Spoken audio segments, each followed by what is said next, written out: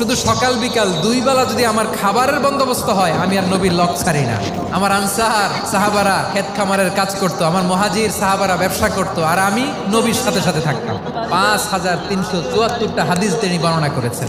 সবচেয়ে বেশি হাদিস বর্ণনাকারী সাহাবী আবু হুরায়রা রাদিয়াল্লাহু তাআলা আনহু। বিড়ালের বাবা কি করতেন? খালি হাদিস মুখস্থ করতেন। হাদিস প্রিজার্ভেশনের কাজে বিশ্বনবী ওনাকে কাজে লাগিয়েছেন। উনি একদিন বলেন, ইয়া রাসূলুল্লাহ আসমাউ মিনকা কাসীরান ফালা আহফাজু। নবী, অনেক কথা শুনি, আমার মনে থাকে না। বিষ্ণু বললেন, তাই তোমার চাদরটা বিছাও। আবু হুরায়রা বিছালেন, বিশ্বনবী হাত বুলায় দিলেন, এরপরে অনেক হাদিস বর্ণনা করলেন। আবু হুরায়রা বলে, তারপর থেকে বিশ্বনবী যাই বর্ণনা করে আমি শুনি আর একটাও বলি না। কোন সুবহানাল্লাহ। বিশ্বনবী ওনাকে নবীর এই যে লক্ষ হাদিস প্রিজার্ভেশনের এই দায়িত্ব দিয়েছেন সাইয়েদনা আবু হুরায়রা রাদিয়াল্লাহু তাআলা।